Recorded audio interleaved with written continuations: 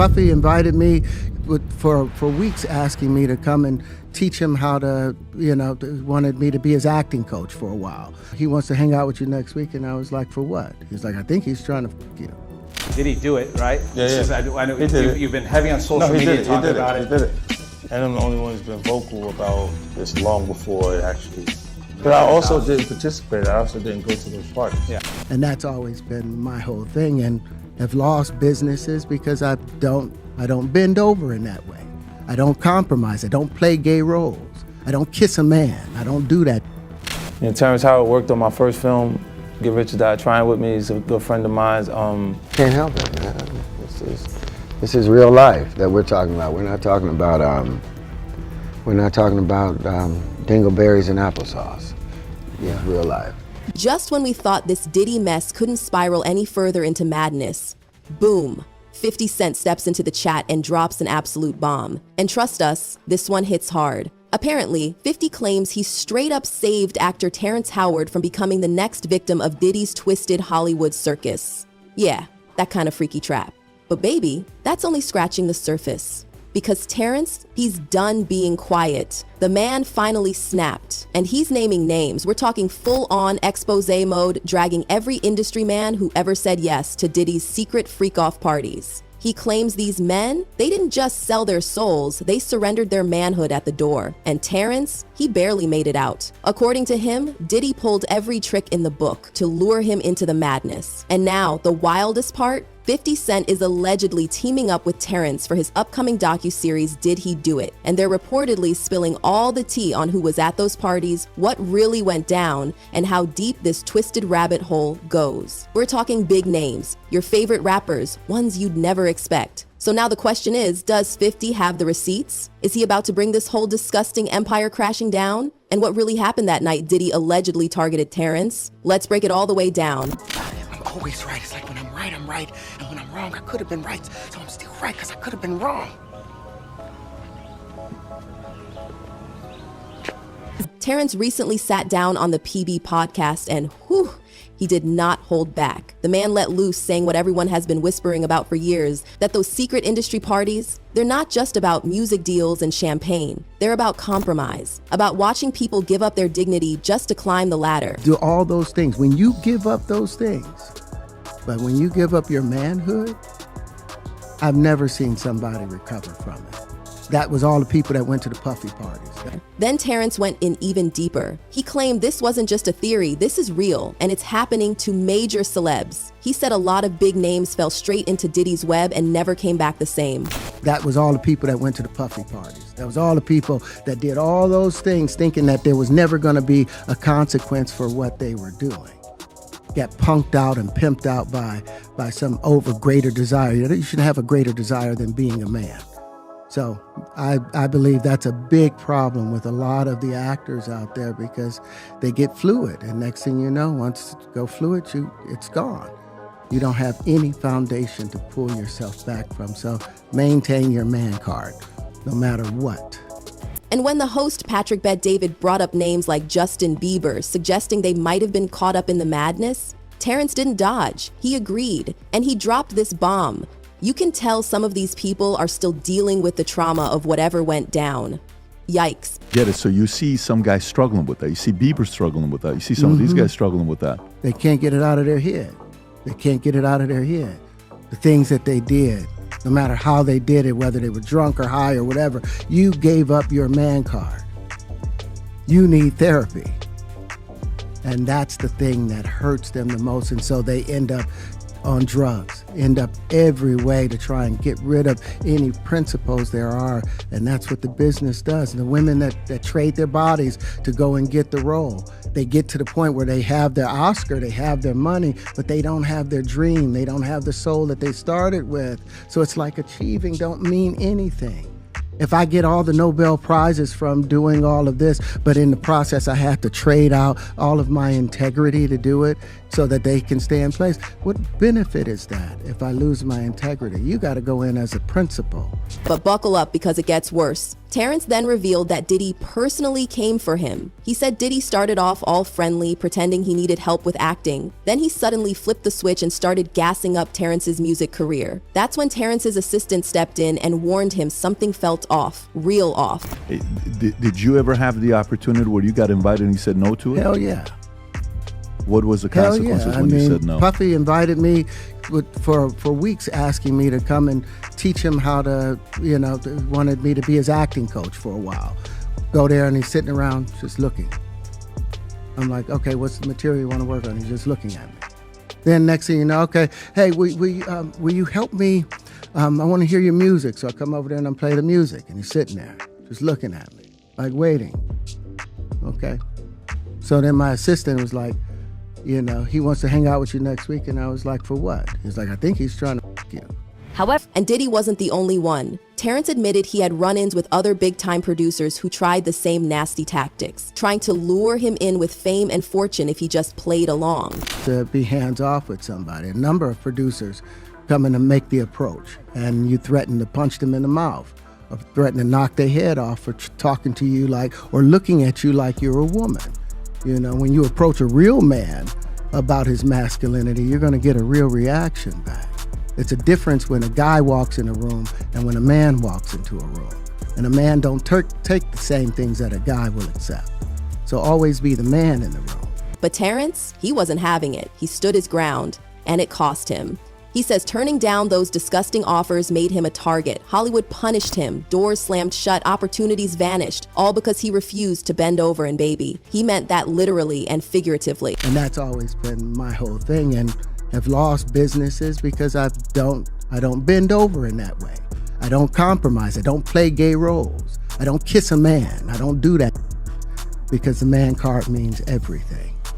Social media exploded after that interview dropped. Fans couldn't believe it. Most celebs are still acting like they've never even met Diddy. They're running silent. But not Terrence. Alongside 50 Cent and Cat Williams, he's one of the only big names bold enough to say it out loud. Diddy tried to smash him, and you know who backed him up? 50. The same 50 who's been dragging Diddy for months. He recently clapped back in an interview about why he's the only one calling out the mess. His reason? I never went to those freak-off parties, period. Did he do it, right? Yeah. I know He did it. You've been heavy on social He media did it. talking about He did it. And I'm the only one who's been vocal about this long before it actually. Oh, you've been saying this for a long time now. And then no one was, they're just, why is he saying this? And now it's coming out like crazy. But I also didn't participate. I also didn't go to those parties. Yeah. So a lot of the celebrity culture that you don't hear saying anything is because they participated to a degree. Was there a reason you never went to those parties back in the day? Obviously, I know what was going on there, but is there a reason you never did? I'm just not with all that freaky shit. All of the stuff that he's doing, I'm not into that type of stuff. I'm just a little more, maybe you could say basic or normal. Now everything's coming to light. 50 said it plain. He never participated. And the reason so many celebs are quiet, because they did. When asked why he avoided those parties, he didn't sugarcoat it. I'm just not with all that freaky. I'm basic, normal. And guess what? 50's now co-signing Terrence's story publicly. He posted Terrence's interview on his Instagram and captioned it, "No comment. I'm staying positive. God help us all." But baby, don't be fooled. He's using that positivity to launch a full-on takedown with his Netflix docuseries, which promises to expose Diddy's entire scandal-filled empire. When I say 50 Cent is unmatched, he is unmatched. His pettiness goes beyond anybody that has ever been petty in the hemisphere of pettyism in this damn universe. Child, 50 Cent made a bidding war off of Diddy Do It. Diddy Do It was bought by Netflix, baby. So this docuseries will be out about everything that has happened since Cassie has filed this lawsuit against Diddy. Leave 50 Cent out of everything because this man's pettiness is beyond compare. And now it's getting even juicier. Word is 50 personally reached out to Terrence to invite him into the documentary and spill every last secret about Diddy's attempt to drag him into the freak-off world. And the two teaming up makes perfect sense. They go way back. 50 has always backed Terrence, especially when Terrence got scammed out of millions and blacklisted by Hollywood for refusing to play the game. Terrence believes Hollywood has a much deeper agenda than people realize. It's not just about money. He says the industry has been working to strip black men of their masculinity, labeling them difficult just for refusing to wear dresses or play effeminate roles. He said the moment he tried to stand strong, they demonized him. He told the truth. They allow white men to be strong, but when it's black men, it's seen as a threat. And when he was asked about Taraji P. Henson's claims of being underpaid, he wasn't shocked in the slightest. He said it's been going on forever. And then he dropped another jaw-dropper. He revealed how much he was paid for Hustle and Flow, a film that made over $75 million, 0 cents. Just $12,000, 0 cents. No royalties, nothing. Really transformative? Oh, check this out. I made $12,000 for doing Hustle and Flow. And then on top of it, what Paramount did, instead of putting my name as Terrence Howard performing the songs, they put performed by DJ. Well, they own DJ. So guess what? The performance royalties went to Paramount. They went, Wait a minute. They didn't go to Terrence Howard. They went to $12,000. That's all I ever made from Hustle and Flow. And it gets worse. Terrence revealed he's seriously considering suing Paramount to reclaim the money he's been owed for the past 2 decades. And just when you thought it couldn't be more insulting, he also confessed that he was paid just $6.00 for his Oscar-winning role in Crash. That's beyond disrespectful. It's robbery in plain sight. You gotta sue Paramount or send them a letter. Are you serious? I gotta send them a letter to say, hey, you guys owe me about 20 years worth of residuals and performance royalties. But I didn't know, I was just trying to pay my rent then. I made $6,000 doing Crash. Crash didn't. I remember the movie Crash. Yes, that's right. That's right. The business don't pay actors anything. That's why the strike is going on. Actors are struggling. When 50 Cent saw that interview, it hit him hard. He didn't stay quiet. He went straight to Instagram and made a move, offering to bring both Terrence and Taraji into his production company, G-Unit Film and Television. 50 promised to pay them what they truly deserve. He reposted the Hustle and Flow interview and wrote, "This hurt my stomach to hear." Then he doubled down. F them. I need the best actors and I'm gonna pay them. He even told Taraji to call up Mary J. Blige because she's got a big bag waiting. And just when you thought he was done, he followed up with another post. "Damn, Terrence, call my phone. I'll get you the money they were supposed to pay you. I'm not playing no games over here." This isn't just business, it's personal, especially now that Terrence is going public against 50's sworn enemy Diddy. It's the perfect time for them to join forces and go full scorched earth on this twisted industry. Because while most celebs are keeping their lips sealed, people are cheering for the few brave ones speaking up. Terrence, 50, Cat Williams, but the question still remains, who said yes to Diddy? Terrence didn't bite his tongue. He said it flat out. A lot of men gave up their man card to play along with Diddy's freaky fantasy. You can probably guess a few names yourself, and sources say 50's documentary is gonna call out all of them. And one name that keeps coming up, Jay-Z. This is extended family. You've been there with me through my ups and downs. Whenever I get in trouble, this is the one I call. It's my strategist right here. This is my brother. It's B.I.G's brother. Yes, sir. It's Brooklyn's own Brooklyn. Now Jay-Z is trying to act like he and Diddy were never tight, but come on, that's just not true. Back in the day, Diddy used to call Jay his strategist. He said Jay was the first person he'd call whenever he was in trouble. Extended family, ride or die.